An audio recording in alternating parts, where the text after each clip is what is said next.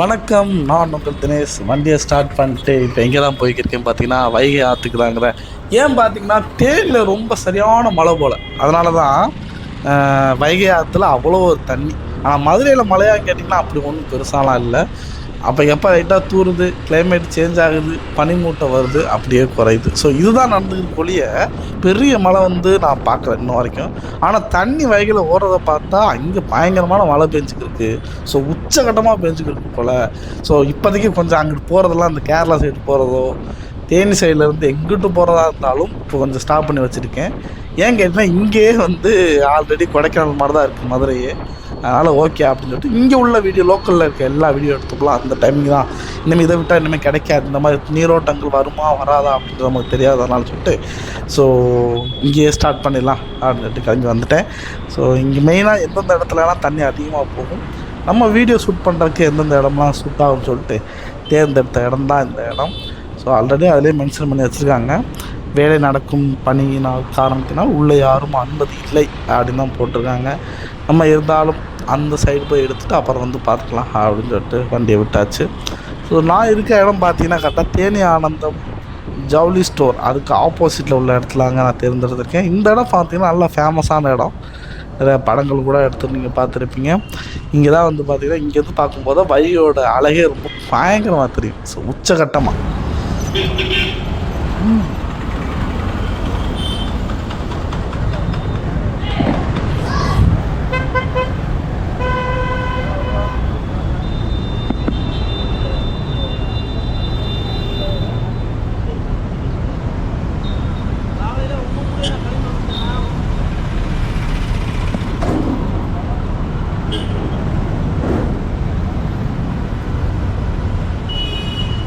அடிக்குது. ஆனால் ரொம்ப சின்ன மீனாக இருக்குமா? சின்ன மீன் போல.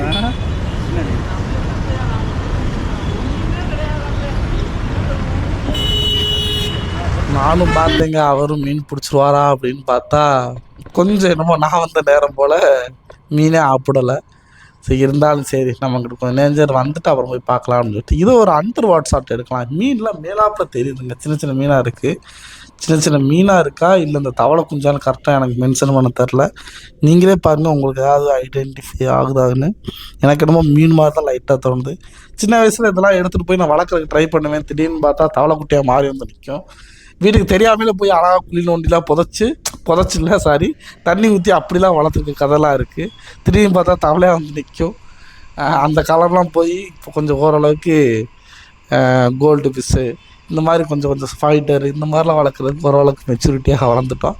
ஆனால் அப்போ ஒரு காலத்தில் தவளை தான் நமக்கு வந்து ஒரு பெரிய மீன் குஞ்சாக நமக்கு தெரிஞ்சது.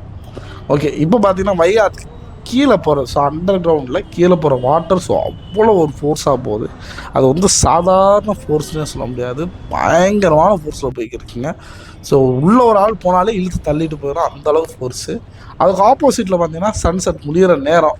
ஸோ இங்கே போயிடலாம், இங்கே போயிட்டு இங்கேருந்து வியூ பார்க்கலாம் அப்படின்னு பார்த்தா இங்கே ஃபுல்லாக பார்த்தீங்கன்னா இதில் முளைச்ச அந்த எப்படி சொல்கிறது, தாமரையோடு சேர்த்து இலை இருக்கும் இல்லையா, அது மாதிரி இதில் ஒரு இலை மாதிரி ஃபார்ம் ஆகிருந்துச்சு. நல்ல வேளை அதெல்லாம் நான் க்ளீன் பண்ணி நீட்டாக மேலாப்பில் எடுத்து போட்டிருந்தாங்க. ஸோ அதில் வந்து பெருமைப்படுத்துகிற விதமாக இருக்குது. ஸோ அந்த ஒரு வழியாக வீடியோ ஷூட் பண்ணுறதுக்கும் ரொம்ப இன்ட்ரெஸ்டிங்காக தான் போய்க்கிருக்கு. இப்போ உங்களுக்கு அந்த சன்செட் அப்படியே காமிக்கிறேன் பாருங்கள். ஸோ அந்த தண்ணிக்கு அதுக்கும் எவ்வளோ ஒரு அழகாக கிளியராக இருக்குது பார்த்தீங்களா.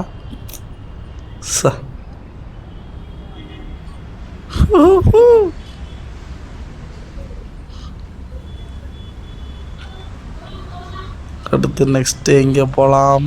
மீன் பிடிக்கிற அழகைத்தான் இனிமேல் ரசிக்கணும். இந்த தடவையாவது அவருக்கு ராசி இருக்குதான்னு பார்ப்போம். ஸோ எந்த அளவுக்கு அவர் மீன் பிடிச்சிருக்காரு அந்த டீட்டெயிலை அவர்கிட்ட கேட்க ஆரம்பிச்சிடலாம். சரிங்களா, விட்டுறக்கூடாது அவரை. பாவம், அவரும் ரொம்ப நேரம் காட்டின உழைப்பாக பண்ணியிருக்காப்புல. நீ விழுகிறனாலும் இன்னும் பரவாயில்ல, ஆனால் நான் போட்டுக்கிட்டே இருக்கேன்.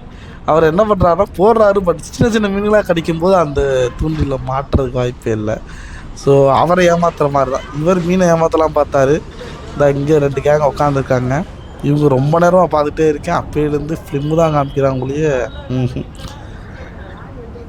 பார்க்கலாம்.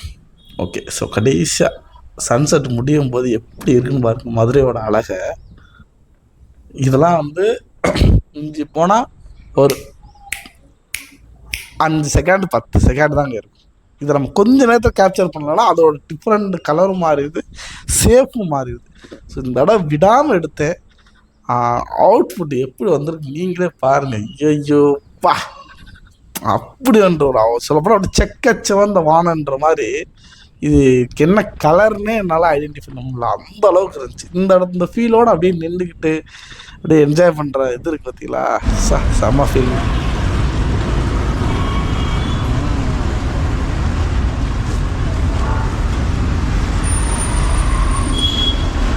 இங்கே அடுத்ததான்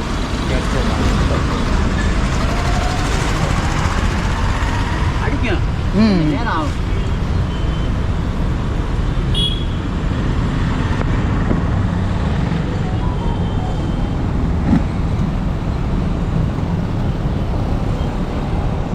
பார்த்தீங்கன்னா சின்ன மீனாக இருக்கவும் அந்த புழுவை ஃபுல்லாக டக்கு டக்குன்னு சாப்பிட்ருச்சு.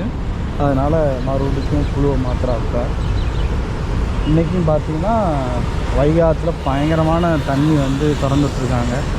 ஆனால் இங்கே மழை இல்லை. ஸோ நார்மல் கிளைமேட் தான். அங்கிட்டு பயங்கரமான மழை இருக்கிறதுனால இங்கிட்டு பயங்கரமான, எப்படி சொல்கிறது, வைகை சிரிச்சா தூங்கா நகரம் அப்படின்ற மாதிரி ஒரு பயங்கரமான ஒரு அட்ராசிட்டியோடு இருக்குது.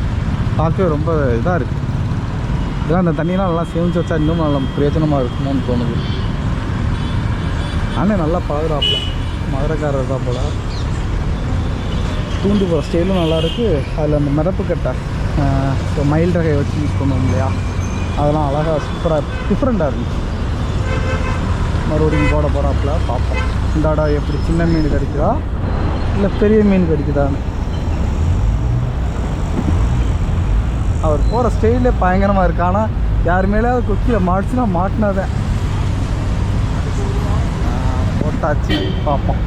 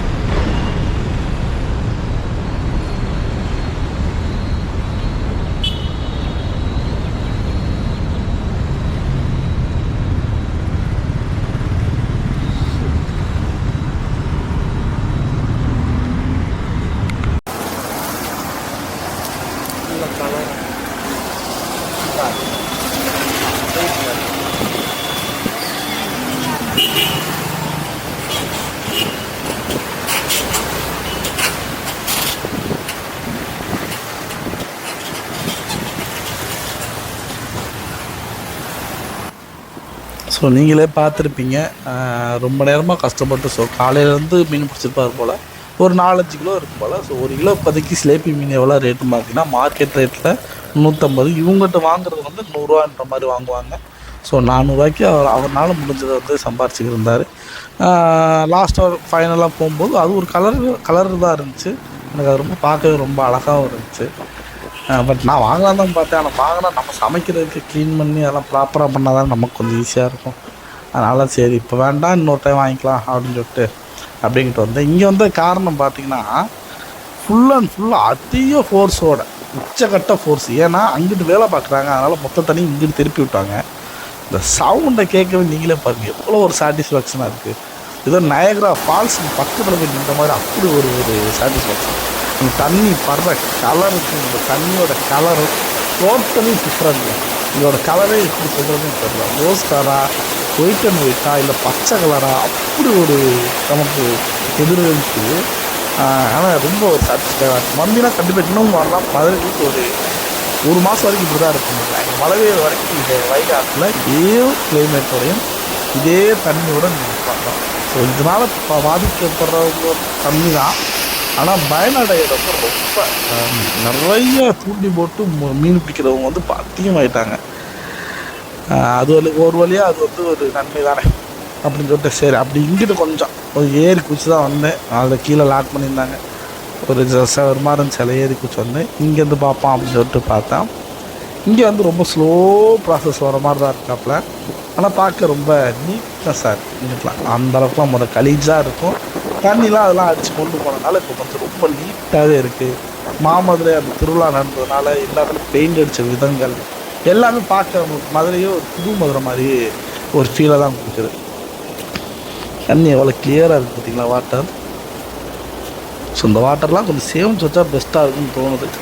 அதுக்குரிய இதெல்லாம் பண்ணிட்டு தான் இருக்காங்க. பார்ப்போம் எந்த அளவுக்கு அது ஒர்க் அவுட் ஆகுது. ஓகே, இந்த பைப் லைனை நம்பி ஏறுறேன். திடீர்னு கீழே உடஞ்சிருந்துச்சுன்னா என்ன ஆகுறது? நான் வாட போகிற ஒரு இதில் பார்ப்போம். இன்ன வரைக்கும் ஸ்ட்ராங்காக இருக்கிற மாதிரி தான் ஃபீல் ஆகுது. ஓகே தான், வீடியோக்காக என்னென்னலாம் பண்ண வேண்டியதாக இருக்குது. ஐயோ. ஸோ ஃபைனலாக வந்து அந்த எழுதியிருக்க வாசகத்தை மட்டும் காமிக்கிறேன், நீங்களே பாருங்கள். ஸோ எச்சரிக்கையை விட்டுருக்காங்க, வேறு ஒன்றும் இல்லை. ஸோ ஆழமான குழி நோண்டப்பட்டதால் யாரும் அங்கே போகாதியா அப்படின்றத மென்ஷன் பண்ணிட்டுருக்காங்க. ஸோ யாரும் போக வேண்டாம். ஸோ ஃபைனலாக எல்லாம் வீடியோ செட்லாம் முடித்ததுக்கப்புறம் எனக்கு வந்து இந்த தூண்டி போகிறவங்க இந்த இடத்துல மட்டும் கொஞ்சம் அதிகமாக இருந்தாங்க. அவங்ககிட்ட கேட்டேன், ஏன்னே கீழே இறங்கி போய் பிடிச்சலாம் போல், கண்ணுக்கு அதில் இவ்வளோ பெருசாக தெரியுது, இறங்கி எல்லாம் முடியாத தம்பி, கஷ்டம் தம்பி, முள்ளுகள்லாம் அதிகமாக இருக்கும் அப்படின்னாப்புல. எனக்கு என்னமோ இதில் வலை போட்டு பிடிக்கலாம், கஷ்டப்படுத்தி அப்படி பிடிக்கணுமா அப்படின்ற மாதிரி தான் தோணுச்சு. ஸோ இருந்தாலும் எனிவே அது அவங்களுக்கு பிடிச்சிருக்கு அப்படின்னு சொல்லிட்டு நான் அவங்கள்ட்ட பேச்சு கொடுக்க ஆரம்பிச்சிட்டேன். ஸோ இனிமேல் அவங்கள்ட்ட பேச்சு கொடுக்குறேன். ஸோ நீங்களே பாருங்கள்.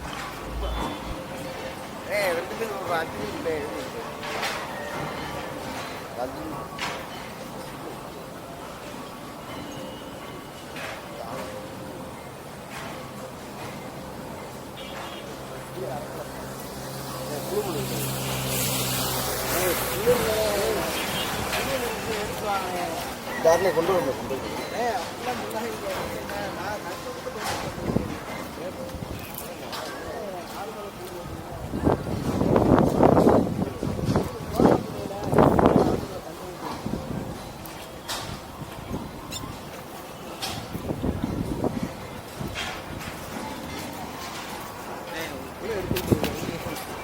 அவர் புழு இருக்குதான். நாங்கள் புழு தோண்டிட்டு வந்தோம், புழுக்களை காண வச்சுருக்கேன். நானும் மீன் பிடிச்சிருக்கேன். நான் ஒரு டைம் மீன் பிடிக்கட்டா? நான் ஒரு டைம் மீன் போடட்டா?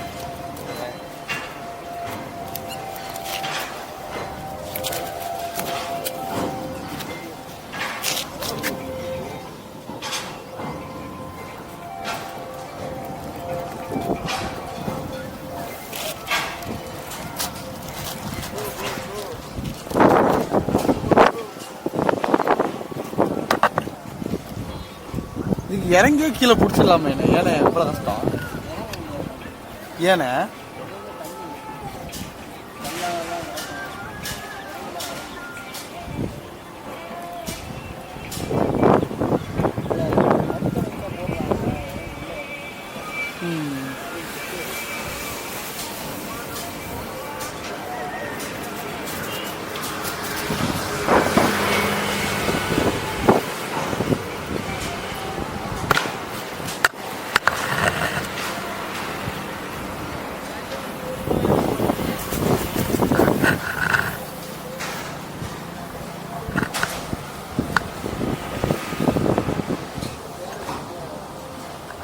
எனக்கு கொஞ்சம் நேரம் லைட்டாக போட்டு